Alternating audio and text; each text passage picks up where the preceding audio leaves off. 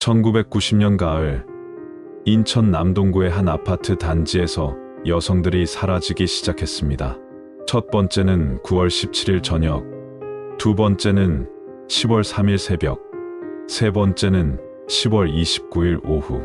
그들은 모두 같은 아파트 단지에 살았고, 모두 20대에서 30대 초반의 기혼 여성이었습니다.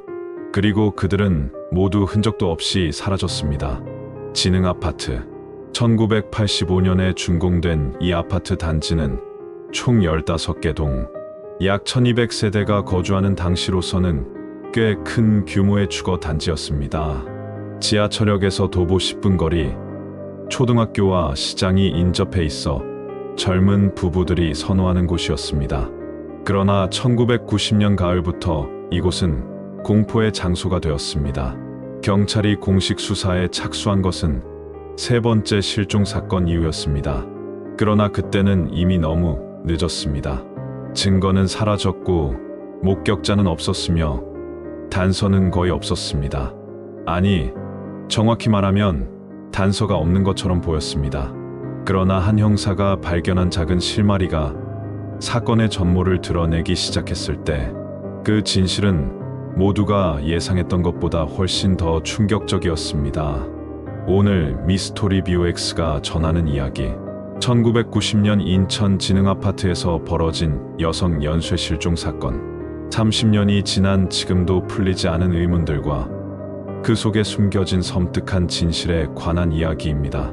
우리가 살고 있는 아파트 단지, 매일 오르내리는 엘리베이터, 스쳐 지나가는 이웃들, 우리는 그 속에서 안전하다고 믿습니다. 그러나 때로는 가장 익숙한 공간이 가장 위험한 장소가 되기도 합니다. 미스토리 박스는 우리 주변에서 일어났던 혹은 일어날 수 있는 사건들을 통해 경각심을 일깨웁니다. 더 많은 미스터리 사건들이 궁금하시다면 구독 버튼을 눌러주세요. 알림 설정까지 해두시면 매주 새로운 이야기로 찾아뵙겠습니다. 좋아요는 더 나은 콘텐츠를 만드는 힘이 됩니다. 그럼 이제 1990년 그 가을로 돌아가 보겠습니다. 1990년 9월 17일 월요일 오후 6시 30분경 진흥아파트 7동 503호에 거주하던 박민경 씨. 당시 28세는 저녁장을 보러 집을 나섰습니다. 그녀의 남편 정수호 씨. 당시 31세의 진술에 따르면 아내는 평소처럼 장바구니를 들고 집을 나서며 30분 안에 돌아오겠다고 말했다고 합니다. 박민경 씨는 아파트 정문 앞 골목에 있는 슈퍼마켓으로 향했던 것으로 추정됩니다. 그녀의 집에서 그 슈퍼마켓까지는 도보로 약 5분 거리였습니다. 아파트 경비실을 지나 정문을 나가면 바로 보이는 곳이었습니다. 그날 저녁 날씨는 맑았고 기온은 섭씨 18도 정도로 선선했습니다. 해는 오후 6시 40분경 완전히 졌고 거리에는 가로등이 켜지기 시작했습니다. 오후 7시 남편 정수호 씨는 아내가 돌아오지 않는 것을 이상하게 여기기 시작했습니다. 평소 박민경 씨는 시간 약속을 잘 지키는 편이었고 특히 저녁 식사 시간에는 더욱 그랬다고 합니다. 그는 아내에게 전화를 걸었으나 받지 않았습니다. 당시에는 휴대전화가 보급되기 전이었기 때문에 그는 집 전화기로 슈퍼마켓에 전화를 걸었습니다. 오후 7시 15분경 슈퍼마켓 주인의 답변은 이러했습니다. 박민경 씨는 그날 저녁 그 가게에 오지 않았다고 합니다. 주인은 박민경 씨를 단골 손님으로 잘 알고 있었기 때문에 확신했습니다. 그녀는 그날 그 가게에 나타나지 않았습니다. 오후 7시 30분 정수호 씨는 아파트 단지 안을 돌아다니며 아내를 찾기 시작했습니다. 놀이터, 상가, 주차장, 벤치가 있는 곳들을 모두 살펴보았지만 아내의 모습은 보이지 않았습니다. 그는 같은 동에 사는 이웃들에게 물어보았지만 아무도 박민경 씨를 보지 못했다고 했습니다. 오후 8시 20분 정수호 씨는 경찰에 신고했습니다. 그러나 경찰의 초기 반응은 미온적이었습니다. 성인 여성이 몇 시간 연락이 안 된다고 해서 실종으로 보기는 어렵다는 것이었습니다. 친구를 만나러 갔을 수도 있고 급한 일이 생겼을 수도 있다는 것이었습니다. 경찰은 스문의 시간을 기다려보고 그래도 연락이 없으면 다시 연락하라고 했습니다. 9월 18일 화요일 오전 8시 박민경 씨는 여전히 돌아오지 않았습니다. 그녀의 남편은 다시 경찰서를 찾아갔고 이번에는 정식으로 실종 신고를 접수했습니다. 경찰은 수색을 시작했습니다.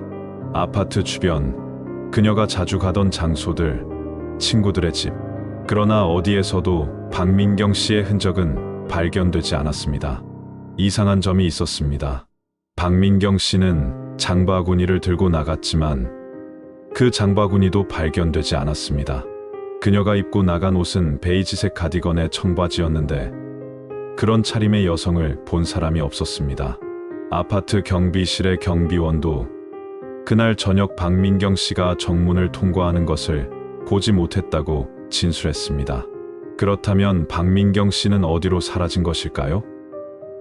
집을 나선 그녀는 정문까지도 가지 못한 것일까요? 아니면 다른 길로 나간 것일까요? 진흥 아파트는 정문 외에도 후문과 측면 출입구가 있었습니다. 경찰은 모든 가능성을 열어두고 수사를 진행했습니다. 9월 19일 수요일, 수사는 진전이 없었습니다. 목격자도 없었고 단서도 없었습니다. 박민경 씨의 가족들은 전단지를 만들어 아파트 단지 곳곳에 붙였습니다. 실종자를 찾습니다라는 문구와 함께 그녀의 사진이 실린 전단지였습니다. 주민들은 수군거리기 시작했습니다. 가출이 아니냐는 추측도 있었고 납치가 아니냐는 추측도 있었습니다. 그러나 박민경 씨의 남편은 확신했습니다. 아내는 절대 가출할 사람이 아니라고. 부부 관계는 원만했고 경제적 문제도 없었으며 특별한 고민도 없었다고 했습니다. 그녀는 행복한 결혼 생활을 하고 있었고 곧 아이를 가질 계획도 세우고 있었다고 합니다. 9월 20일 목요일부터 9월 말까지 경찰은 집중 수사를 펼쳤습니다. 박민경 씨의 은행 계좌를 조사했지만 실종 이후 어떤 거래도 없었습니다. 그녀의 친구들, 직장 동료들, 친척들을 모두 만나 조사했지만 아무도 그녀의 행방을 알지 못했습니다. CCTV를 확인하려 했지만 당시 아파트 단지에는 CCTV가 거의 설치되어 있지 않았습니다. 정문 경비실에만 한 대가 있었는데 그마저도 화질이 좋지 않았고 각도가 제한적이었습니다. 그렇게 첫 번째 실종 사건은 미궁에 빠져들고 있었습니다. 그러나 이것은 시작에 불과했습니다. 1990년 10월 3일 수요일 새벽 5시 30분경 진흥 아파트 11동 804호에 거주하던 최은주 씨. 당시 26세가 새벽 조깅을 나간다며 집을 나섰습니다. 그녀는 매일 새벽 조깅을 하는 습관이 있었습니다. 운동화를 신고 트레이닝복을 입고 아파트 단지를 두세 바퀴 도는 것이 그녀의 일과였습니다. 최은주 씨의 남편 김재훈 씨. 당시 29세는 아내가 나간 후에도 계속 자고 있었습니다. 그는 야간 근무를 하는 직업이었기 때문에 낮에 주로 잠을 잤습니다. 평소 아내는 조깅을 다녀와서 샤워를 하고 아침 식사를 준비했습니다. 대략 1시간에서 1시간 반 정도 걸리는 루틴이었습니다. 오전 8시경 김재훈 씨가 잠에서 깨어났을 때 아내는 집에 없었습니다. 처음에는 장을 보러 나간 것으로 생각했습니다.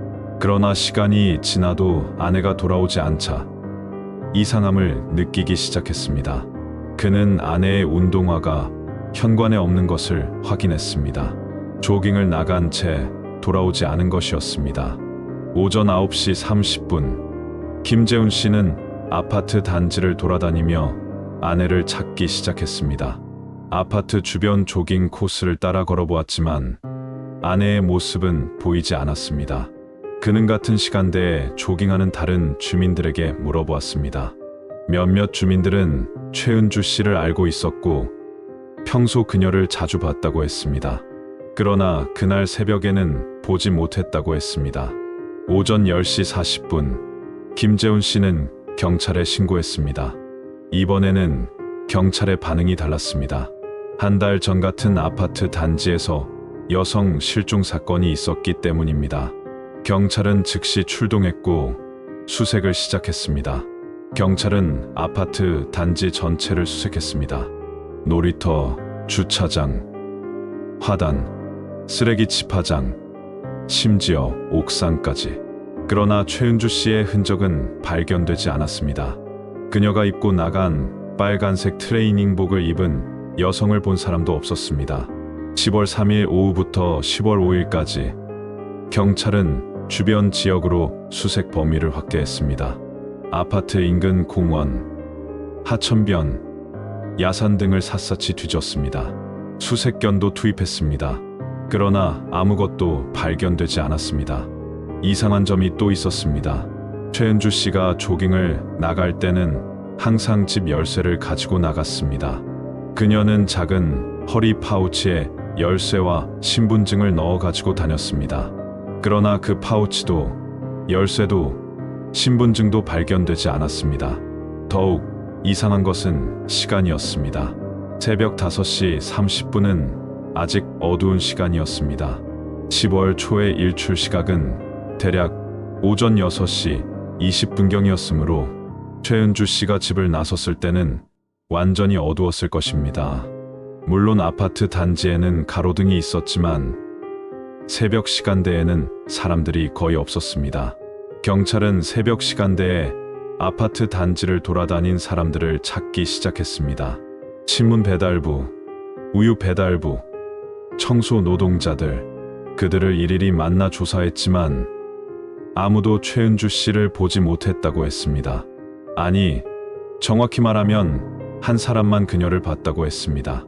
신문 배달을 하던 19세 청년 이동훈 씨는 그날 새벽 5시 40분경 11동 앞을 지나가다 빨간 트레이닝복을 입은 여성을 봤다고 진술했습니다. 그 여성은 조깅을 하고 있었고 11동에서 12동 방향으로 가고 있었다고 합니다. 그러나 그는 그 여성의 얼굴을 자세히 보지 못했고 그것이 최은주 씨인지 확신할 수 없다고 했습니다. 만약 그 여성이 최은주 씨였다면 그녀는 집을 나선 지 약 10분 후까지는 아파트 단지 안에 있었던 것입니다. 그렇다면 그 이후 그녀에게 무슨 일이 생긴 것일까요? 10월 6일 경찰은 중요한 발견을 했습니다. 아파트 12동과 13동 사이 화단에서 빨간색 천 조각이 발견된 것입니다. 국과수 감정 결과 그것은 트레이닝복의 일부로 확인되었습니다. 최은주 씨가 입고 나간 것과 같은 재질이었습니다. 그러나 그것만 발견되었을 뿐 다른 흔적은 없었습니다. 경찰은 화단 주변을 집중 수색했습니다. 지문을 채취하고 발자국을 찾고 혈흔 반응 검사를 실시했습니다. 그러나 아무것도 나오지 않았습니다. 빨간 천 조각 외에는 아무런 증거도 없었습니다.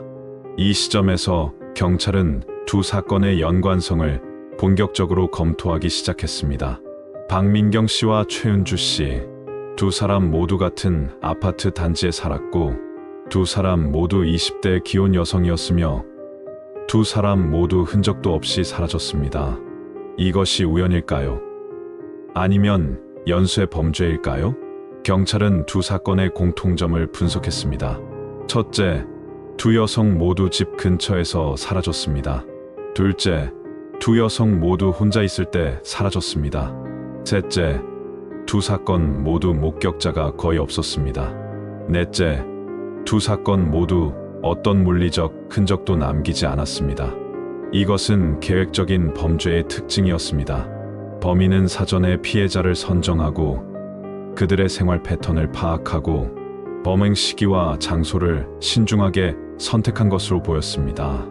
그리고 범행 후 흔적을 완벽하게 지운 것으로 보였습니다.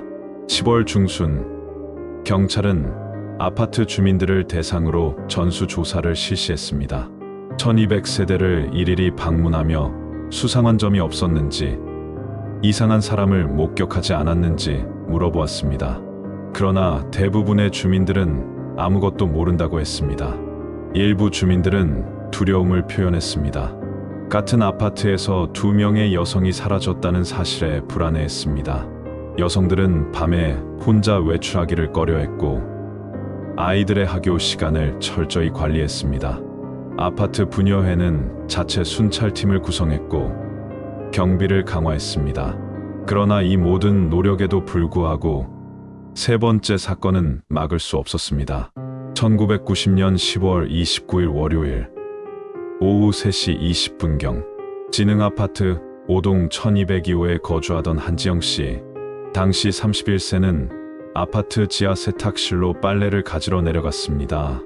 당시 많은 아파트들이 지하에 공동 세탁실을 운영했는데 진흥아파트도 마찬가지였습니다. 각 동마다 지하 1층에 세탁기가 여러 대 설치되어 있었고 주민들이 공동으로 사용했습니다. 한지영 씨는 그날 오전 11시경 빨래를 돌려놓고 오후에 가지러 가기로 했습니다. 그녀는 큰 빨래 바구니를 들고 엘리베이터를 타고 지하로 내려갔습니다. 같은 아파트에 사는 이웃 주민 하나가 그녀가 엘리베이터를 타는 것을 목격했습니다. 시간은 오후 3시 20분경이었습니다. 오후 4시 30분 한지영 씨의 남편 서진우 씨, 당시 34세가 퇴근했습니다. 그는 평소보다 일찍 퇴근한 것이었습니다. 집에 들어서니 아내가 없었습니다. 처음에는 장을 보러 나간 것으로 생각했습니다. 그러나 시간이 지나도 아내가 돌아오지 않았습니다. 오후 5시 10분경 서진우 씨는 이상함을 느끼기 시작했습니다. 아내에게 전화를 걸었으나 전화는 집에 있었습니다. 그는 집 안을 살펴보았습니다.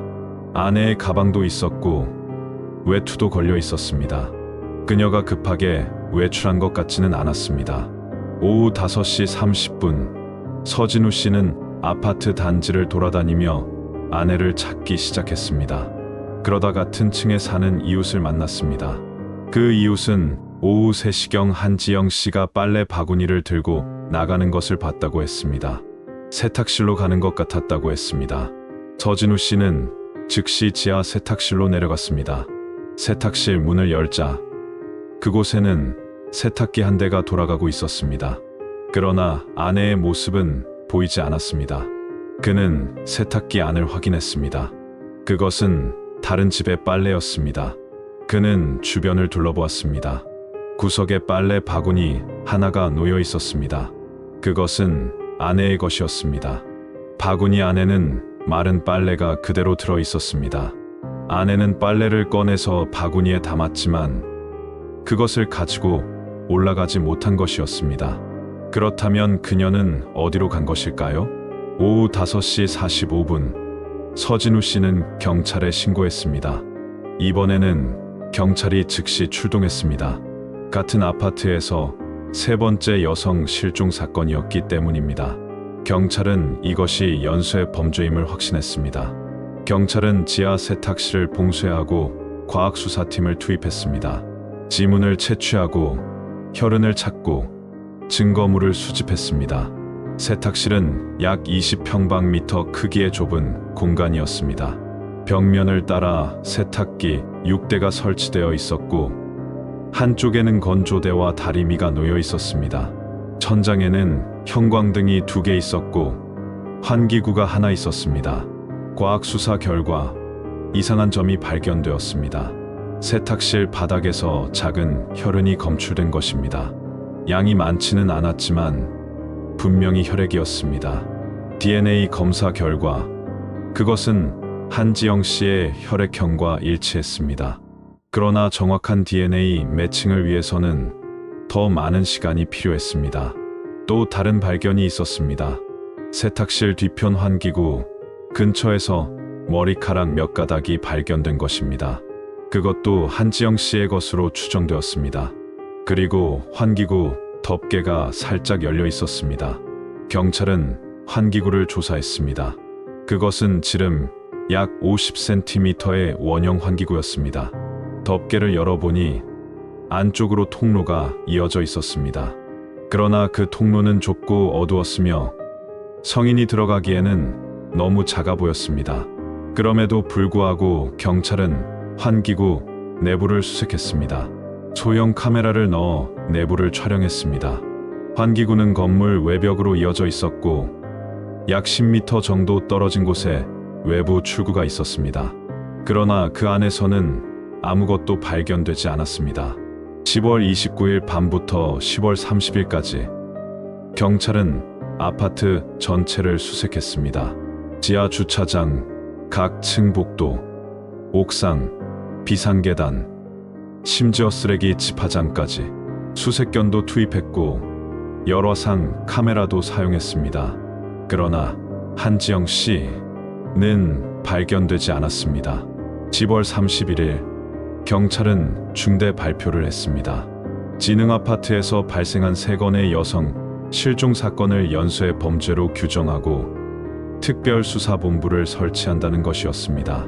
수사 인력을 대폭 증원하고 프로파일러를 투입하며 주민들의 적극적인 협조를 구한다는 내용이었습니다. 이 발표와 함께 언론이 본격적으로 사건을 보도하기 시작했습니다. 신문 일면에 인천 진흥아파트 여성 연쇄 실종 사건이라는 제목이 실렸고 TV 뉴스에서도 연일 보도했습니다. 아파트 주민들은 공포에 떨었고 일부 가정은 이사를 고려하기 시작했습니다. 경찰은 세 사건의 공통점을 더욱 자세히 분석했습니다. 첫째, 세 피해자 모두 20대 후반에서 30대 초반의 기혼 여성이었습니다. 둘째, 세 피해자 모두 자녀가 없었습니다. 셋째, 세 피해자 모두 평범한 가정주부였으며 특별한 직업이 없었습니다. 넷째, 세 사건 모두 낮 시간대나 이른 새벽에 발생했습니다. 다섯째, 세 사건 모두 아파트 단지 내부에서 발생했습니다. 프로파일러의 분석이 나왔습니다. 범인은 이 아파트 단지에 거주하거나 자주 출입하는 사람일 가능성이 높다는 것이었습니다. 피해자들의 생활 패턴을 알고 있었고 아파트 단지의 구조를 잘 파악하고 있으며 범행 후 신속하게 사라질 수 있는 경로를 알고 있다는 것이었습니다. 또한 범인은 계획적이고 치밀하며 흔적을 남기지 않는데 능숙한 사람이라는 분석이었습니다.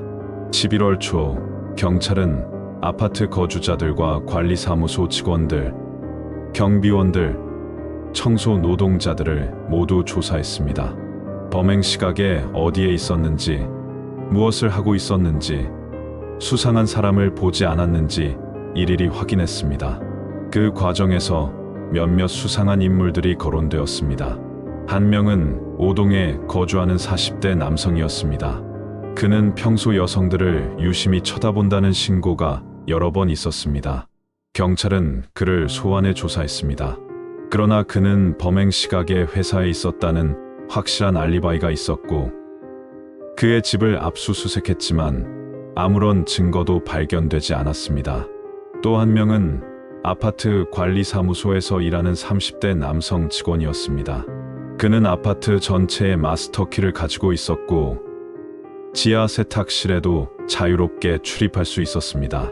경찰은 그를 중점적으로 조사했습니다. 그러나 그 역시 명확한 알리바이가 있었습니다. 특히 세 번째 사건이 발생한 10월 29일 오후에는 관리사무소에서 다른 직원들과 함께 회의를 하고 있었다는 것이 확인되었습니다. 경비원들도 조사 대상이었습니다. 진흥아파트에는 주간 경비원 2명, 야간 경비원 2명이 교대로 근무하고 있었습니다. 그들은 아파트 단지의 모든 출입을 감시할 수 있는 위치에 있었습니다. 그러나 그들의 진술과 근무 기록을 확인한 결과 수상한 점은 발견되지 않았습니다. 11월 중순 수사는 교착 상태에 빠졌습니다. 용의자는 많았지만 결정적인 증거가 없었습니다. 목격자도 없었고 물증도 부족했습니다. 3명의 여성은 여전히 행방불명이었고 그들이 살아있는지 죽었는지조차 알 수 없었습니다. 이 시점에서 한 형사가 다른 접근을 시도했습니다.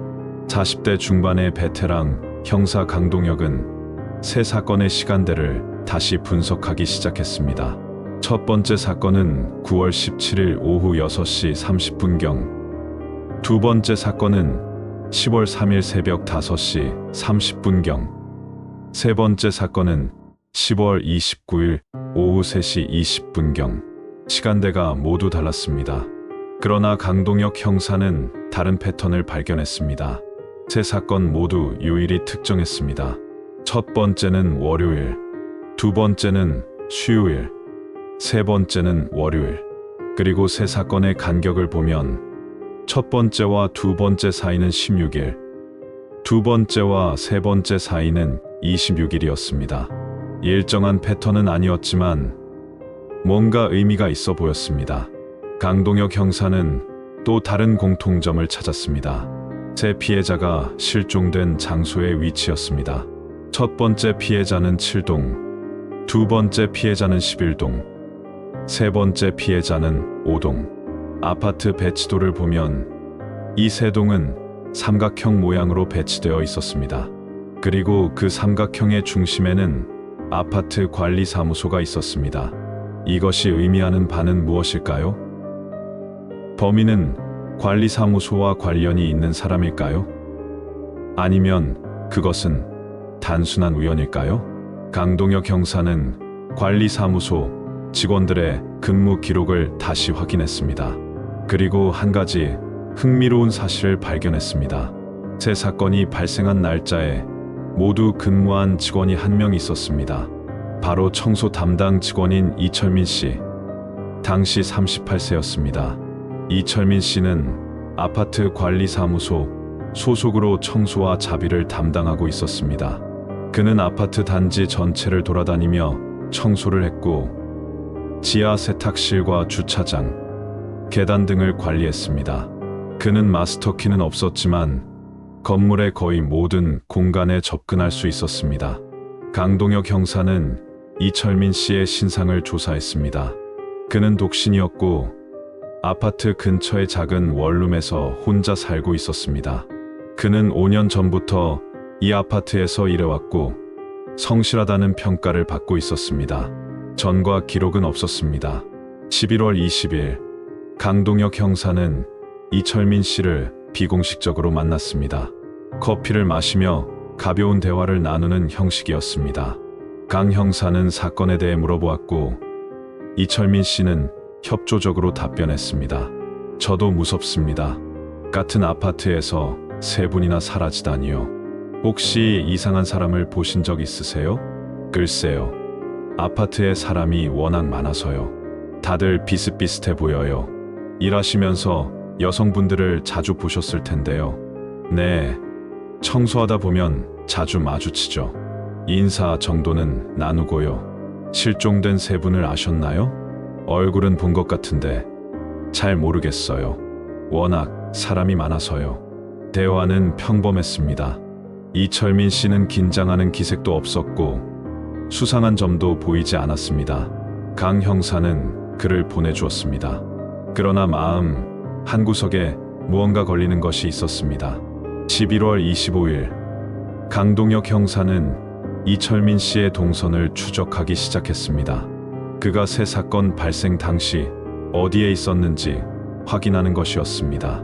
관리사무소의 근무 기록과 다른 직원들의 진술을 종합한 결과 이상한 점이 발견되었습니다.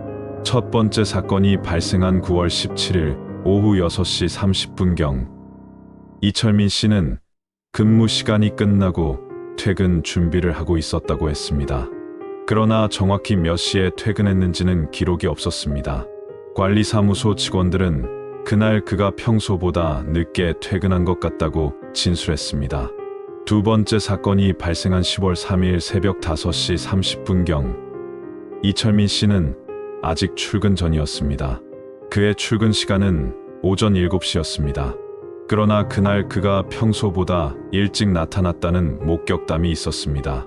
한 경비원은 오전 6시경 이철민 씨가 아파트 단지 안을 걷고 있는 것을 봤다고 했습니다. 세 번째 사건이 발생한 10월 29일 오후 3시 20분경 이철민 씨는 지하 주차장을 청소하고 있었다고 했습니다. 그러나 그것을 확인해 줄 사람이 없었습니다. 그는 혼자 일하고 있었고 누구도 그를 목격하지 못했습니다. 이것은 확실한 증거가 아니었습니다. 그러나 강동혁 형사의 직감은 계속 이철민 씨를 가리키고 있었습니다. 그는 이철민 씨를 더 깊이 조사하기로 결심했습니다. 11월 말부터 12월 초까지 언론의 보도는 과열되었습니다. 매일같이 진흥아파트 실종 사건이 뉴스에 나왔고 각종 추측과 소문이 난무했습니다. 일부 언론은 진흥아파트의 저주라는 자극적인 제목을 붙이기도 했습니다. 아파트 주민들은 언론의 관심에 시달렸습니다. 기자들이 아파트 단지 안으로 들어와 취재를 하려 했고 주민들을 붙잡고 인터뷰를 요청했습니다. 일부 주민들은 카메라 앞에서 불안감을 토로했고 일부는 인터뷰를 거부했습니다. 한 주민은 이렇게 말했습니다. 밤에 잠을 잘 수가 없어요. 우리 아파트에 살인마가 있는 것 아닙니까? 경찰은 대체 뭐 하는 겁니까? 또 다른 주민은 말했습니다. 이사를 가고 싶지만 집값이 폭락했어요. 누가 이런 아파트를 사겠어요? 우리는 갇혀 있는 거나 마찬가지예요. 실제로 진흥아파트의 부동산 가격은 급락했습니다. 사건 전에 비해 30% 이상 하락했고 그나마도 매물이 나와도 팔리지 않았습니다. 일부 세입자들은 계약 기간이 남았음에도 이사를 나갔고 빈 집들이 늘어나기 시작했습니다. 피해자 가족들은 더욱 힘든 시간을 보내고 있었습니다. 첫 번째 피해자 박민경 씨의 남편 정수호 씨는 매일 경찰서를 찾아가 수사 진행 상황을 물어보았습니다. 그는 아내가 살아있다고 믿고 있었습니다. 어딘가에 갇혀 있을 것이고 반드시 찾아야 한다고 주장했습니다. 정수호 씨는 언론 인터뷰에서 이렇게 말했습니다. 아내는 절대 가출할 사람이 아닙니다. 누군가 아내를 데려간 것입니다. 제발 아내를 찾아주세요. 살아서든 죽어서든 저는 아내를 다시 만나야 합니다. 두 번째 피해자 최은주 씨의 남편 김재훈 씨는 자책하고 있었습니다. 아내가 새벽 조깅을 나갈 때 함께 가지 못한 것을, 혼자 보낸 것을 후회했습니다. 그는 밤마다 아파트 단지를 돌아다니며 아내를 찾았습니다. 아내의 이름을 부르고 혹시나 하는 마음에 구석구석을 살폈습니다. 김재훈 씨는 친구에게 이렇게 말했다고 합니다. 내가 그날 아침 일찍 일어났더라면, 아내와 함께 조깅을 갔더라면 이런 일은 없었을 것입니다. 이건 다 제 잘못입니다. 세 번째 피해자 한지영 씨의 남편 서진우 씨는 분노하고 있었습니다. 경찰의 무능력을 비난했고 아파트 관리사무소의 보안 부실을 성토했습니다. 그는 기자회견을 열어 이렇게 말했습니다. 3명이나 실종되었는데 경찰은 범인 1명 잡지 못하고 있습니다. 이게 나라입니까? 제 아내는 지하 세탁실에서 사라졌습니다. 대낮에 아파트 건물 안에서 흔적도 없이 사라졌습니다. 이게 말이 됩니까? 그는 또한 아파트 관리사무소를 상대로 손해배상 소송을 제기하겠다고 밝혔습니다. 아파트의 보안이 부실했고 그로 인해 아내가 실종되었다는 주장이었습니다. 세 가족의 부모들도 고통받고 있었습니다. 박민경 씨의 어머니는 매일 교회에 가서 기도했습니다. 딸이 무사히 돌아오기를, 살아있기를 간절히 빌었습니다. 최은주 씨의 아버지는 사설 탐정을 고용했습니다. 경찰만 믿을 수 없다며 개인적으로 수사를 진행하겠다고 했습니다. 한지영 씨의 오빠는 자체 수색팀을 구성했습니다. 대학교 동창들과 직장 동료들을 모아 주말마다 인근 야산과 하천을 수색했습니다. 12월 중순, 경찰은 대규모 수색 작전을 펼쳤습니다. 아파트 반경 5km 이내의 모든 야산, 공터, 폐건물, 하천을 샅샅이 뒤졌습니다. 수색견 부대와 잠수부대도 투입되었습니다. 군부대의 협조를 얻어 병력까지 동원했습니다. 수색은 일주일간 계속되었습니다. 수백 명의 인력이 투입되었고 헬리콥터로 상공에서 수색도 진행되었습니다. 그러나 결과는 없었습니다. 3명의 여성은 발견되지 않았고 어떤 단서도 나오지 않았습니다. 12월 20일, 경찰은 공개 수사를 선언했습니다. 사건의 모든 정보를 언론에 공개하고 시민들의 제보를 받기로 한 것입니다.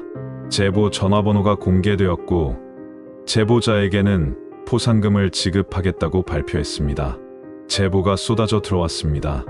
하루에 수백 건씩 전화가 걸려왔습니다. 그러나 대부분은 소문이나 추측에 불과했습니다. 누군가는 아파트 근처에서 이상한 남자를 봤다고 했고, 누군가는 밤에 비명 소리를 들었다고 했습니다. 누군가는 자신이 범인을 안다고 주장했고, 누군가는 영매를 통해 피해자의 위치를 알아냈다고 했습니다. 경찰은 모든 제보를 일일이 확인했습니다. 그러나 대부분은 허위 제보거나 착각이었습니다. 실질적인 단서가 되는 제보는 거의 없었습니다. 12월 말, 사건은 다시 교착 상태에 빠졌습니다. 수사본부는 인력을 축소했고 언론의 관심도 시들해지기 시작했습니다. 크리스마스와 연말이 다가오면서 사람들의 관심은 다른 곳으로 옮겨갔습니다. 그러나 강동혁 형사는 포기하지 않았습니다. 그는 여전히 이철민 씨를 주시하고 있었습니다. 그리고 마침내 결정적인 단서를 발견하게 됩니다. 1991년 1월 7일, 강동혁 형사는 이철민 씨의 원룸을 감시하고 있었습니다. 비공식적인 미행이었습니다. 아직 영장을 받을 만한 증거가 없었기 때문에 그는 개인적으로 이철민 씨를 지켜보고 있었습니다. 오후 9시경 이철민 씨가 원룸을 나섰습니다. 그는 큰 가방을 하나 들고 있었습니다. 강 형사는 조심스럽게 뒤를 밟았습니다. 이철민 씨는 버스를 타고 인천 외곽으로 향했습니다. 강 형사도 같은 버스에 올라탔습니다. 약 40분 후 이철민 씨는 한적한 야산 근처에서 내렸습니다. 밤이었고 주변에는 사람이 없었습니다. 그는 가방을 들고 야산으로 들어갔습니다. 강 형사는 거리를 두고 따라갔습니다. 이철민 씨는 야산을 약 15분간 올라갔습니다. 그리고 한 나무 아래에 멈춰 섰습니다. 그는 주변을 살피더니 가방에서 무언가를 꺼냈습니다. 어두워서 정확히 보이지 않았지만 옷가지처럼 보였습니다. 그는 그것을 땅에 묻기 시작했습니다. 강 형사는 숨을 죽이고 지켜보았습니다. 이철민 씨는 작은 삽으로 땅을 파고 그 안에 옷가지들을 넣었습니다. 그리고 다시 흙으로 덮었습니다. 작업은 약 20분간 계속되었습니다. 작업을 마친 이철민 씨는 주변을 다시 한번 살피더니 왔던 길을 되돌아갔습니다. 강 형사는 그가 완전히 사라질 때까지 기다렸습니다. 그리고 이철민 씨가 묻은 장소로 조심스럽게 다가갔습니다. 강 형사는 손전등을 켜고 땅을 확인했습니다. 흙이 최근에 파헤쳐진 흔적이 분명했습니다. 그는 맨손으로 흙을 파기 시작했습니다. 얼마 지나지 않아 그의 손에 무언가 걸렸습니다. 천 같은 것이었습니다. 강 형사는 그것을 꺼냈습니다. 손전등을 비춰보니 그것은 여성용 가디건이었습니다. 베이지색 가디건. 강 형사는 순간 소름이 돋았습니다. 박민경 씨가 실종 당일 입고 나갔다는 옷이 바로 베이지색 가디건이었습니다. 더 파헤치자 다른 옷들도 나왔습니다. 빨간색 트레이닝복 조각, 청바지, 속옷들. 강 형사는 즉시 본부에 연락했습니다. 증거를 발견했다고, 지원을 요청한다고. 1월 8일 새벽, 과학수사팀이 현장에 도착했습니다. 그들은 묻혀있던 옷가지들을 모두 수거했습니다. 그리고 주변을 정밀 수색했습니다. 더 이상의 증거물은 발견되지 않았지만 그 옷가지들만으로도 충분했습니다. 국과수 감정 결과 그 옷가지들은 3명의 실종 여성들의 것으로 확인되었습니다. 베이지색 가디건은 박민경 씨의 것, 빨간 트레이닝복은 최은주 씨의 것, 그리고 다른 옷들은 한지영 씨의 것이었습니다. DNA 검사로도 확인되었습니다. 더욱 충격적인 것은 일부 옷에서 혈흔이 검출되었다는 것입니다. 양은 많지 않았지만 분명히 피해자들의 혈액이었습니다. 이것은 그들이 살해되었을 가능성을 강하게 시사했습니다. 1월 9일, 경찰은 이철민 씨를 긴급 체포했습니다. 그는 출근하는 길에 체포되었습니다. 경찰이 그를 둘러싸자 그는 저항하지 않았습니다. 오히려 담담한 표정으로 순순히 따라왔습니다. 경찰서 조사실에서 이철민 씨는 침묵으로 일관했습니다. 변호사를 선임할 때까지 아무 말도 하지 않겠다고 했습니다. 강동혁 형사는 그를 설득하려 했지만 그는 고개를 돌렸습니다. 1월 10일, 경찰은 이철민 씨의 원룸을 압수수색했습니다. 좁은 원룸이었습니다. 침대 하나, 책상 하나, 옷장 하나가 전부였습니다. 그러나 옷장 깊숙한 곳에서 중요한 증거가 발견되었습니다. 작은 상자가 숨겨져 있었습니다. 그 안에는 사진들이 들어 있었습니다. 여성들의 사진이었습니다. 그들이 걷고 있는 모습, 장을 보는 모습, 아이들과 놀고 있는 모습, 몰래 찍은 사진들이었습니다. 그 사진들 중에는 3명의 실종 여성들도 포함되어 있었습니다. 박민경 씨가 슈퍼마켓 앞을 걷는 사진, 최은주 씨가 조깅하는 사진, 한지영 씨가 빨래를 들고 있는 사진. 이철민 씨는 그들을 미리 선정하고 미행하고 생활 패턴을 파악하고 있었던 것입니다. 더욱 충격적인 것은 사진이 3명뿐만이 아니라는 것이었습니다. 상자 안에는 다른 여성들의 사진도 수십 장 있었습니다. 모두 지능 아파트에 거주하는 여성들이었습니다. 20대에서 30대 초반의 기혼 여성들. 이철민 씨는 그들을 몰래 촬영하고 관찰하고 있었던 것입니다. 1월 11일, 이철민 씨의 변호사가 선임되었습니다. 그리고 본격적인 조사가 시작되었습니다. 변호사의 조언에 따라 이철민 씨는 일부 사실을 시인하기 시작했습니다. 옷가지를 묻은 것은 인정합니다. 그러나 제가 그 여성들을 죽인 것은 아닙니다. 강동혁 형사가 물었습니다. 그럼 어떻게 그 옷들을 가지고 있었습니까? 주웠습니다. 아파트 쓰레기 집화장에서 발견했습니다. 거짓말입니다. 쓰레기 집화장에서 발견했다면 왜 신고하지 않았습니까? 왜 야산에 몰래 묻었습니까? 이철민 씨는 대답하지 않았습니다. 강 형사는 계속 추궁했습니다. 당신은 그 여성들을 미행했습니다. 사진도 찍었습니다. 생활 패턴도 파악했습니다. 그리고 계획적으로 범행을 저질렀습니다. 아닙니다. 저는 그저 관찰했을 뿐입니다. 관찰. 무슨 목적으로 관찰했습니까? 이철민 씨는 고개를 숙였습니다. 한참을 침묵하다가 그가 입을 열었습니다. 외로웠습니다. 저는 평생 혼자 살았습니다. 친구도 없고 가족도 없습니다. 그 여성들을 보면서 위안을 받았습니다. 그들의 행복한 모습을 보면서 제가 가질 수 없는 것들을 상상했습니다. 그래서 사진을 찍었다는 겁니까? 네, 그게 전부입니다. 저는 아무 짓도 하지 않았습니다. 강 형사는 믿지 않았습니다. 그럼 왜 그 여성들이 실종된 날 당신은 항상 현장 근처에 있었습니까? 우연이라고 생각합니까? 이철민 씨는 대답하지 않았습니다. 조사는 며칠간 계속되었습니다. 이철민 씨는 여성들을 미행하고 사진을 찍은 것은 인정했지만 살해나 납치는 부인했습니다. 그는 옷가지를 발견했을 뿐이며 겁이 나서 신고하지 못하고 몰래 묻었다고 주장했습니다. 경찰은 더 많은 증거를 찾기 위해 이철민 씨의 동선을 재구성했습니다. 그의 차량이 있는지, 다른 거주지가 있는지, 공범이 있는지 조사했습니다. 그러나 그는 차가 없었고 다른 거주지도 없었으며 친한 사람도 없었습니다.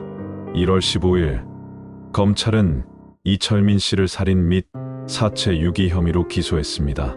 직접적인 살해 증거는 없었지만 정황상 그가 범인이라고 판단한 것입니다. 피해자들의 옷가지를 소지하고 있었고 그들을 미행한 증거가 있었으며 범행 시각에 알리바이가 없었습니다. 그러나 문제가 있었습니다. 피해자들의 시신이 발견되지 않은 것입니다. 지신 없이 살인죄를 입증하기는 매우 어려웠습니다. 검찰은 이철민 씨를 압박했습니다. 지신의 위치를 밝히면 형량을 감경해주겠다고 제안했습니다. 그러나 이철민 씨는 계속 부인했습니다. 저는 그들을 죽이지 않았습니다. 지신이 어디 있는지 모릅니다. 1월 20일 경찰은 다시 대규모 수색 작전을 펼쳤습니다. 이번에는 이철민 씨의 동선을 따라 수색했습니다. 그가 자주 다녔던 장소들, 그가 주말에 갔던 곳들, 인천 외곽의 야산과 공터, 폐건물들을 모두 뒤졌습니다. 그러나 시신은 발견되지 않았습니다. 어디에도 없었습니다. 강동혁 형사는 좌절했습니다. 범인을 잡았지만 결정적인 증거가 없었습니다. 피해자들은 여전히 행방불명이었습니다. 2월 초 재판이 시작되었습니다. 검찰은 이철민 씨를 연쇄 살인범으로 기소했습니다. 증거로 제시한 것은 피해자들의 옷가지, 몰래 찍은 사진들, 그리고 범행 시각의 미약한 알리바이였습니다. 변호인은 무죄를 주장했습니다. 옷가지를 소지했다는 것만으로 살인죄를 입증할 수 없습니다. 시신도 없고 직접적인 증거도 없습니다. 제 의뢰인은 단지 이상한 취미를 가진 외로운 남자일 뿐입니다. 재판은 여론의 뜨거운 관심 속에 진행되었습니다. 피해자 가족들은 법정에 출석해 눈물로 호소했습니다. 언론은 연일 재판 과정을 보도했습니다. 아파트 주민들은 이철민 씨를 향해 분노를 표출했습니다. 3월 중순 재판이 진행되는 동안 이상한 사건이 발생했습니다. 진흥 아파트에서 또 한 명의 여성이 실종된 것입니다. 3월 18일 오후 4시경 구동에 거주하는 30세 여성 오수진 씨가 실종되었습니다. 그녀는 지하 주차장에 주차된 자신의 차에서 짐을 가지러 내려갔다가 돌아오지 않았습니다. 남편이 찾아 나섰을 때 그녀의 차는 주차장에 있었지만 그녀는 보이지 않았습니다. 이 소식이 전해지자 경찰과 검찰, 그리고 법정은 충격에 빠졌습니다. 이철민 씨는 구치소에 수감되어 있었습니다. 그가 범인이라면 새로운 실종 사건은 설명할 수 없었습니다. 그렇다면 진짜 범인은 따로 있다는 말일까요? 3월 19일 경찰은 긴급 수사팀을 구성했습니다. 네 번째 실종 사건을 조사하기 시작했습니다. 지하 주차장을 봉쇄하고 CCTV를 확인하고 목격자를 찾았습니다. 그런데 이번에는 CCTV가 있었습니다. 지하 주차장에 최근 설치된 CCTV였습니다. 경찰은 녹화 영상을 확인했습니다. 그리고 충격적인 장면을 발견했습니다. 오후 4시 5분경 오수진 씨가 지하 주차장으로 내려오는 모습이 찍혀 있었습니다. 그녀는 자신의 차로 걸어가고 있었습니다. 그때 한 남성이 다가왔습니다. 그 남성은 마스크를 쓰고 모자를 깊이 눌러 쓰고 있어서 얼굴이 보이지 않았습니다. 남성은 오수진 씨에게 뭔가 말을 걸었습니다. 오수진 씨는 놀란 표정으로 뒤로 물러섰습니다. 남성은 재빨리 그녀에게 다가가 무언가를 들이댔습니다. 천 같은 것이었습니다. 아마도 약물을 적신 천인 것 같았습니다.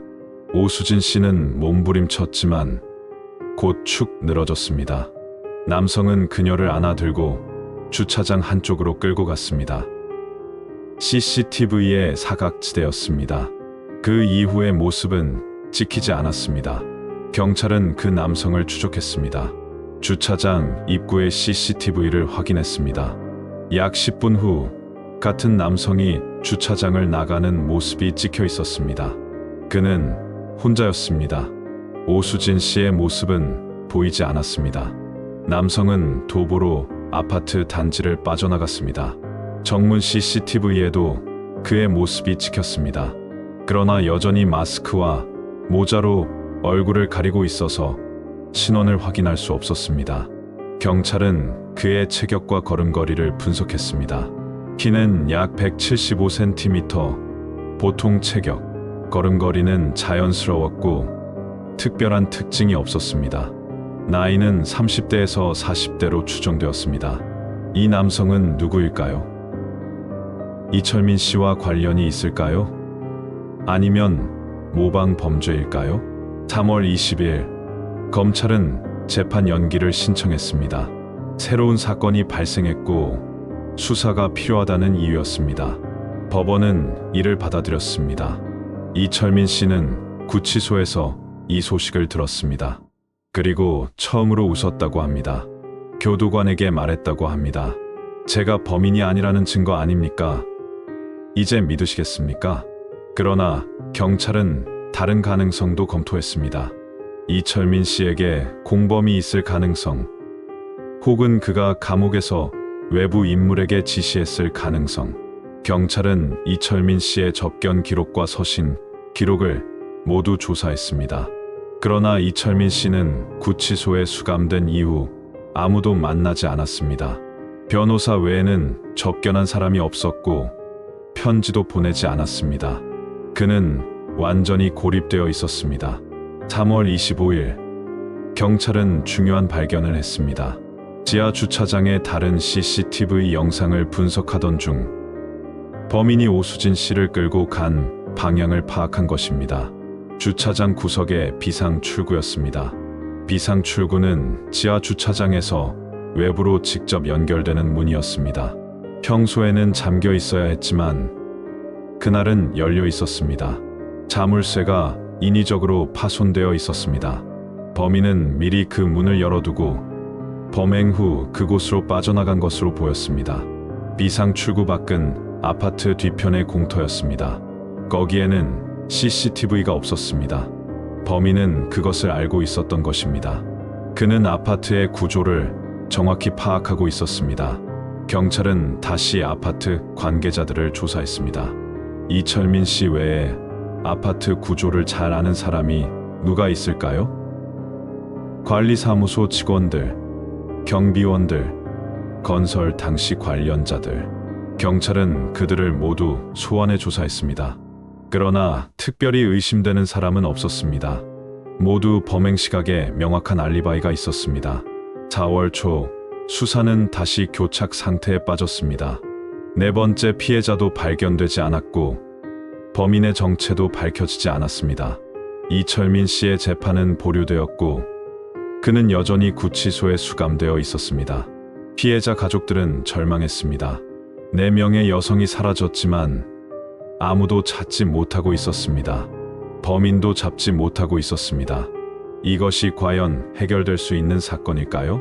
그러나 4월 중순 예상치 못한 곳에서 실마리가 나타났습니다. 1991년 4월 17일 진흥아파트에서 약 30km 떨어진 한 야산에서 등산객이 이상한 냄새를 맡았습니다. 썩는 냄새였습니다. 등산객은 경찰에 신고했고 경찰이 출동했습니다. 야산의 한 계곡 깊숙한 곳 바위 틈에서 비닐에 쌓인 무언가가 발견되었습니다. 경찰이 비닐을 열어보자 그 안에는 심하게 부패한 시신이 있었습니다. 여성의 시신이었습니다. 국과수 검시 결과 시신은 약 6개월에서 7개월 전에 사망한 것으로 추정되었습니다. DNA 검사 결과 그것은 첫 번째 피해자 박민경 씨로 확인되었습니다. 마침내 그녀가 발견된 것입니다. 사인은 질식사였습니다. 목에 압박 흔적이 있었고 설골이 골절되어 있었습니다. 누군가 그녀의 목을 졸라 살해한 것이었습니다. 다른 외상은 없었습니다. 성폭행의 흔적도 없었습니다. 이 발견으로 수사는 다시 활기를 띠었습니다. 경찰은 시신 발견 장소 주변을 집중 수색했습니다. 혹시 다른 피해자들의 시신도 근처에 있을 것이라고 생각한 것입니다. 4월 18일 같은 야산의 다른 계곡에서 두 번째 시신이 발견되었습니다. 역시 비닐에 쌓여 바위 틈에 숨겨져 있었습니다. 최은주 씨였습니다. 사인은 역시 질식사였습니다. 4월 19일 세 번째 시신도 발견되었습니다. 한지영 씨였습니다. 같은 방식으로 살해되고 같은 방식으로 유기되어 있었습니다. 그러나 네 번째 피해자 오수진 씨의 시신은 발견되지 않았습니다. 경찰은 야산 전체를 샅샅이 뒤졌지만 그녀의 흔적은 없었습니다. 시신들이 발견되면서 이철민 씨에 대한 증거가 더욱 확고해졌습니다. 검찰은 그를 살인죄로 기소했고 재판이 재개되었습니다. 그러나 이상한 점이 있었습니다. 시신 발견 장소가 이철민 씨가 옷가지를 묻었던 곳과 달랐습니다. 이철민 씨가 옷가지를 묻은 곳은 인천 서쪽 야산이었지만 시신이 발견된 곳은 인천 동쪽 야산이었습니다. 거리가 약 50km나 떨어져 있었습니다. 강동혁 형사는 의문을 품었습니다. 왜 이철민 씨는 시신과 옷가지를 다른 장소에 유기했을까요? 그리고 왜 네 번째 피해자의 시신은 다른 곳에 있는 걸까요? 5월 초 재판에서 이철민 씨는 다시 한번 부인했습니다. 저는 그들을 죽이지 않았습니다. 시신을 유기한 것도 아닙니다. 검사가 물었습니다. 그럼 왜 피해자들의 옷가지를 소지하고 있었습니까? 그것은 제가 발견한 것입니다. 어디서 발견했습니까? 이철민 씨는 대답하지 않았습니다. 한참을 망설이다가 그가 입을 열었습니다. 아파트 지하 공간에서 발견했습니다. 지하 공간이라니요? 지능 아파트 지하에는 비밀 공간이 있습니다. 건축 당시 만들어진 공간인데 도면에는 나와 있지 않습니다. 저는 우연히 그곳을 발견했습니다. 법정이 술렁였습니다. 강 형사도 놀랐습니다. 지하 비밀 공간이라니 그런 것이 있었단 말입니까? 이철민 씨는 계속 말했습니다. 그곳에 옷가지들이 버려져 있었습니다. 저는 그것을 발견하고 겁이 나서 가져왔습니다. 신고해야 한다는 것을 알았지만 제가 의심받을까봐 두려웠습니다. 그럼 왜 야산에 묻었습니까? 증거를 없애고 싶었습니다. 제가 가지고 있으면 위험할 것 같아서. 검사는 비웃었습니다. 말이 안 됩니다. 지하 비밀 공간이라는 것을 증명할 수 있습니까? 있습니다. 제가 안내하겠습니다. 5월 10일 경찰은 이철민 씨와 함께 지능 아파트로 갔습니다. 그는 수갑을 찬 채 경찰들에게 둘러싸여 아파트 지하로 내려갔습니다. 지하 1층 주차장, 그리고 더 아래로. 이철민 씨는 주차장 한쪽 벽을 가리켰습니다. 저기 벽 뒤에 공간이 있습니다. 경찰이 벽을 조사했습니다. 겉보기에는 평범한 콘크리트 벽이었습니다. 그러나 자세히 보니 벽의 일부가 다른 재질로 덧대어져 있었습니다. 석고 보드였습니다. 경찰이 석고 보드를 제거하자 그 뒤에 작은 문이 나타났습니다. 문을 열자 좁은 통로가 이어져 있었습니다. 경찰은 손전등을 켜고 안으로 들어갔습니다. 통로는 약 10m 정도 이어졌고 작은 방으로 연결되었습니다. 방의 크기는 약 15평방미터 정도였습니다. 천장은 낮았고 환기구가 하나 있었습니다. 방 안에는 이상한 물건들이 있었습니다. 낡은 침대 하나, 의자 하나, 그리고 벽에 붙어 있는 사진들. 여성들의 사진이었습니다. 수십 장의 사진이 벽을 가득 채우고 있었습니다. 경찰은 소름이 돋았습니다. 이곳은 누군가의 은신처였습니다. 누군가 이곳에서 여성들을 관찰하고 계획하고 범행을 준비했던 것입니다. 과학수사팀이 투입되었습니다. 방 안을 샅샅이 조사했습니다. 지문을 채취하고 혈흔을 찾고 모든 증거물을 수거했습니다. 벽에 붙은 사진들을 자세히 보니 그것은 이철민 씨가 가지고 있던 사진들과 비슷했습니다. 아니, 똑같았습니다. 여성들을 몰래 찍은 사진들, 그들의 일상을 추적한 사진들. 침대 밑에서 노트 한 권이 발견되었습니다. 펼쳐보니 그 안에는 여성들에 관한 기록이 빼곡히 적혀 있었습니다. 이름, 주소, 생활 패턴, 출퇴근 시간, 가족 구성. 마치 관찰 일지 같았습니다. 노트에는 4명의 피해자들도 포함되어 있었습니다. 박민경 씨는 대상 3번, 최은주 씨는 대상 7번, 한지영 씨는 대상 11번, 오수진 씨는 대상 15번으로 기록되어 있었습니다. 각 대상에 대한 상세한 관찰 기록이 적혀 있었습니다. 더욱 충격적인 것은 노트에 기록된 여성이 20명이 넘었다는 것입니다.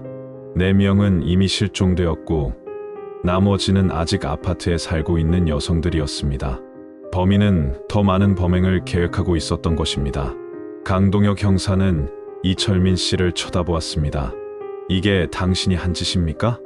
이철민 씨는 고개를 저었습니다. 아닙니다. 저는 이 방을 발견했을 뿐입니다. 이 노트도 사진들도 제가 만든 게 아닙니다. 그럼 누가 만든 겁니까? 모릅니다. 저도 이곳을 발견하고 놀랐습니다. 그래서 몇 번 이곳에 왔습니다. 사진들을 보면서 상상을 했습니다. 제가 가질 수 없는 것들을, 사진 중 일부를 가져간 것도 그 때문입니까? 네, 저는 외로웠습니다. 잘못한 것은 압니다. 하지만 저는 아무도 죽이지 않았습니다. 검사가 소리쳤습니다. 당신의 지문이 이 방 곳곳에서 나올 것입니다. 어떻게 설명하시겠습니까? 국과수 감정 결과가 나왔습니다. 방 안에서 채취된 지문은 2사람의 것이었습니다. 하나는 이철민 씨, 그리고 다른 하나는 미확인 인물이었습니다. 미확인 인물의 지문이 더 많이 검출되었습니다. 침대, 의자, 노트, 벽, 모든 곳에서 그 지문이 나왔습니다. 경찰은 지문 데이터베이스를 검색했습니다. 전과자 기록, 공무원 기록, 군인 기록, 그러나 일치하는 지문이 없었습니다. 그 사람은 데이터베이스에 등록되지 않은 인물이었습니다. 혈흔 반응 검사 결과도 나왔습니다. 침대 시트에서 미량의 혈흔이 검출되었습니다. DNA 검사 결과, 그것은 4명의 피해자 중 1명인 한지영 씨의 혈액이었습니다. 이것은 그녀가 이곳에 있었다는 증거였습니다. 아마도 이곳에서 살해되었을 가능성이 높았습니다. 5월 15일, 경찰은 중대 발표를 했습니다. 진흥아파트 연쇄 실종 사건의 진범은 이철민 씨가 아닐 가능성이 있다는 것이었습니다. 지하 비밀 공간에서 발견된 증거들은 다른 범인의 존재를 시사한다는 것이었습니다. 그렇다면 진짜 범인은 누구일까요? 그리고 그는 지금 어디에 있을까요? 경찰은 진흥아파트의 건축 기록을 조사했습니다. 1985년 건축 당시 설계도를 확인했습니다. 그러나 설계도에는 그 비밀 공간이 표시되어 있지 않았습니다. 이것은 건축 과정에서 불법으로 만들어진 공간이라는 의미였습니다. 건축 당시 현장 책임자와 인부들을 찾아 조사했습니다. 그러나 대부분은 이미 다른 곳으로 이동했거나 연락이 닿지 않았습니다. 몇몇 증언을 종합한 결과 그 공간은 건축주의 지시로 만들어진 것으로 추정되었습니다. 용도는 불명이었습니다. 창고로 쓰려고 했다는 증언도 있었고 비상대피소로 만들려고 했다는 증언도 있었습니다. 경찰은 건축주를 찾았습니다. 그러나 건축주는 3년 전 사망했습니다. 심장마비였습니다. 그의 가족들은 그런 비밀 공간에 대해 전혀 모른다고 했습니다. 5월 20일 경찰은 아파트 거주자와 관계자 중에서 그 비밀 공간에 접근할 수 있었던 사람을 찾기 시작했습니다. 건축 당시부터 이 아파트와 관련이 있었던 사람, 지하 구조를 잘 아는 사람. 조사 결과 한 명의 인물이 부상했습니다. 진흥아파트 관리사무소 소장 박인수 씨, 당시 52세였습니다. 그는 아파트 준공 직후부터 이곳에서 일해왔습니다. 초대 관리사무소 직원 중 유일하게 남아있는 사람이었습니다. 강동혁 형사는 박인수 씨를 소환했습니다. 그는 협조적으로 나왔습니다. 사무소에서 형사를 만났습니다. 소장님, 지하 비밀 공간에 대해 아시는 게 있습니까? 박인수 씨는 고개를 끄덕였습니다. 알고 있습니다. 건축 당시 만들어진 공간입니다. 건축주께서 만들라고 하셨죠. 무슨 용도였습니까? 저도 정확히는 모릅니다. 건축주께서 개인적으로 쓰시려고 한 것 같았습니다. 그러나 준공 후에는 사용하지 않으셨고 그 공간은 그냥 잊혀졌습니다. 출입구를 막은 것도 알고 계셨습니까? 네, 안전 문제도 있고 불법 공간이라 문제가 될 수 있어서 출입구를 막았습니다. 아무도 모르게요. 그럼 그 공간에 출입할 수 있는 사람이 누가 있었습니까? 박인수 씨는 생각했습니다. 그리고 건축주. 그분은 돌아가셨고 그 외에는 없을 겁니다. 정말 아무도 없습니까? 다른 직원들은요? 다른 직원들은 그 공간의 존재를 모릅니다. 제가 혼자만 알고 있었습니다. 그럼 소장님께서 그곳을 사용하신 겁니까? 박인수 씨는 놀란 표정을 지었습니다. 아닙니다. 저는 그곳에 수년간 들어가지 않았습니다. 출입구를 막은 후로는 한 번도. 거짓말입니다. 출입구가 최근에 열렸던 흔적이 있습니다. 박인수 씨는 당황했습니다. 그럴 리가. 제가 막았는데 누군가 다시 열었습니다. 그리고 그곳을 범행 장소로 사용했습니다. 소장님 외에 그 공간을 아는 사람이 정말 없습니까? 박인수 씨는 한참을 생각하더니 무언가 떠올랐다는 표정을 지었습니다. 한 명 있습니다. 제 조카입니다. 조카요? 네, 박태준이라고 합니다. 지금 35세입니다. 그는 어렸을 때 이 아파트 건축 현장에 자주 놀러 왔었습니다. 저를 찾아와서요. 그때 그 비밀 공간을 발견했었습니다. 아이들은 그런 곳을 좋아하잖아요. 숨바꼭질하고 놀고 그랬습니다. 지금 그 조카분은 어디 계십니까? 글쎄요. 연락이 잘 안 됩니다. 몇 년 전부터 소식이 끊겼습니다. 마지막으로 본 게 언제입니까? 박인수 씨는 생각했습니다.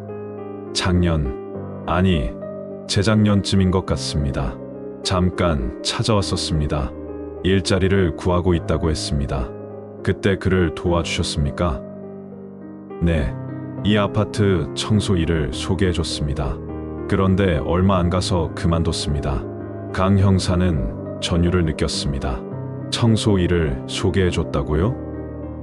네, 관리사무소에서 청소 인력이 필요하다고 해서.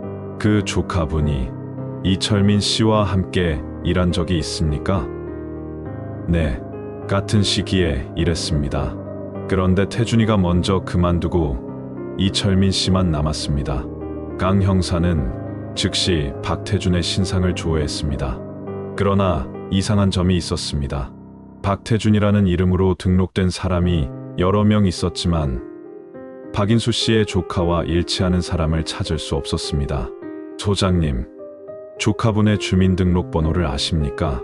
박인수 씨는 모른다고 했습니다. 제대로 된 연락처도 없습니다. 그냥 가끔 찾아오곤 했습니다. 사진은 있습니까? 어렸을 때 사진은 있는데 최근 사진은 없습니다. 경찰은 어렸을 때 사진을 받았습니다. 그러나 그것만으로는 현재 모습을 추정하기 어려웠습니다. 몽타주 작가를 동원해 성인 모습을 추정한 그림을 그렸습니다.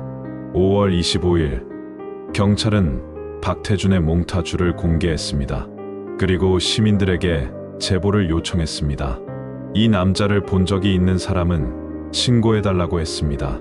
제보가 들어오기 시작했습니다. 누군가는 그와 비슷한 사람을 봤다고 했고, 누군가는 그가 자기 동네에 산다고 했습니다. 경찰은 모든 제보를 확인했습니다. 그러나 결정적인 제보는 없었습니다. 박태준은 마치 유령처럼 사라져 있었습니다. 주민등록도 제대로 되어 있지 않았고 직장도 없었으며 주거지도 불명이었습니다. 6월 초 수사는 다시 난관에 부딪혔습니다. 범인으로 추정되는 박태준을 찾을 수 없었습니다. 그는 어디로 갔을까요?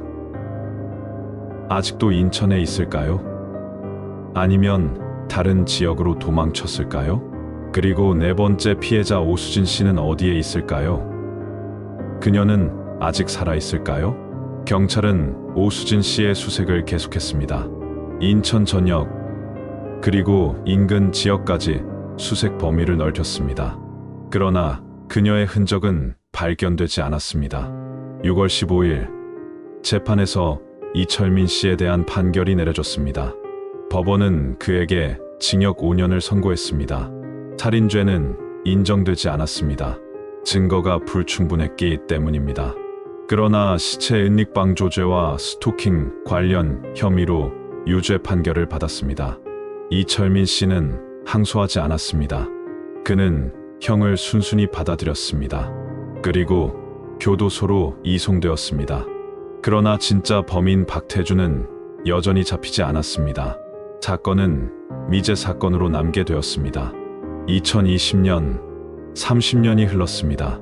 1990년의 진흥아파트 연쇄 실종 사건은 여전히 미제 사건으로 남아 있습니다.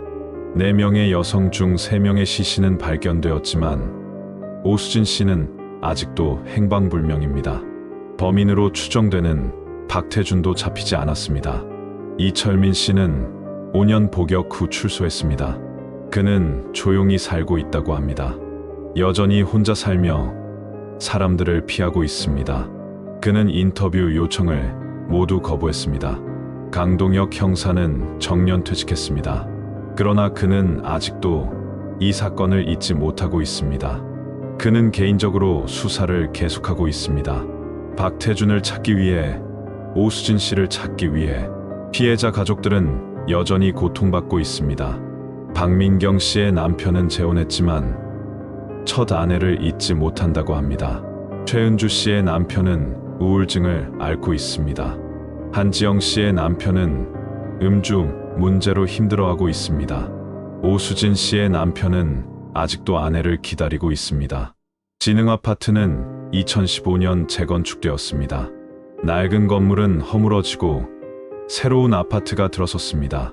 그 과정에서 지하 비밀 공간도 완전히 사라졌습니다. 그러나 사건은 사라지지 않았습니다. 사람들은 여전히 그 사건을 기억하고 있습니다. 인천의 아픈 역사로, 미제 사건으로 2020년 10월 한 익명의 제보가 경찰에 접수되었습니다. 제보자는 자신이 박태준을 봤다고 주장했습니다. 서울 외곽의 한 요양원에서 일하고 있는 사람이 박태준과 비슷하다는 것이었습니다. 경찰은 즉시 확인에 나섰습니다. 그 요양원으로 가서 직원들을 조사했습니다. 박태준으로 추정되는 인물은 박성민이라는 이름으로 일하고 있었습니다. 35세라고 했던 박태준은 이제 65세가 되어 있었습니다. 경찰은 박성민을 조사했습니다. 지문을 채취했습니다. 그리고 30년 전 지하 비밀 공간에서 발견된 미확인 지문과 대조했습니다. 결과는 일치하지 않았습니다. 박성민은 박태준이 아니었습니다. 또 다른 허위 제보였습니다. 수사는 계속 난항을 겪고 있습니다. 30년이 지났지만 박태준은 여전히 오리무중입니다. 그는 살아있을까요? 아니면 이미 죽었을까요? 아니면 다른 이름으로 다른 삶을 살고 있을까요? 그리고 오수진 씨는 어디에 있을까요? 시신이라도 발견되어 가족들이 장례를 치를 수 있다면 그것만이라도 위안이 될 텐데, 이 사건이 우리에게 남긴 교훈은 무엇일까요? 첫째, 가장 가까운 곳이 가장 위험할 수 있다는 것입니다. 4명의 여성은 자신이 살던 아파트에서 일상적인 순간에 사라졌습니다. 우리는 항상 경계를 늦추지 말아야 합니다. 둘째, 진실은 때로 우리가 생각하는 것과 다를 수 있다는 것입니다. 이철민 씨는 범인으로 지목되었지만 진짜 범인은 따로 있었습니다. 우리는 성급한 판단을 경계해야 합니다. 셋째, 시간이 지나도 상처는 치유되지 않는다는 것입니다. 30년이 지났지만 피해자 가족들은 여전히 고통받고 있습니다. 우리는 그들을 기억하고 그들의 아픔을 나누어야 합니다. 넷째, 악은 평범한 얼굴을 하고 있다는 것입니다. 박태준은 누군가의 조카였고 청소 노동자였으며 평범한 사람처럼 보였을 것입니다. 그러나 그의 내면에는 어둠이 있었습니다. 우리는 이 사건을 잊어서는 안 됩니다. 4명의 여성을 기억해야 합니다. 박민경, 최은주, 한지영, 오수진, 그들의 이름을 기억하고 그들을 위해 기도해야 합니다. 그리고 언젠가 진실이 완전히 밝혀지는 날이 오기를 바랍니다.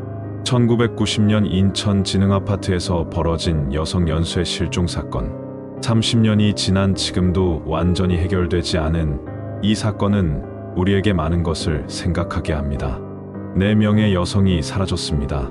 3명은 시신으로 발견되었고 1명은 아직도 찾지 못했습니다. 범인으로 추정되는 박태준은 여전히 잡히지 않았습니다.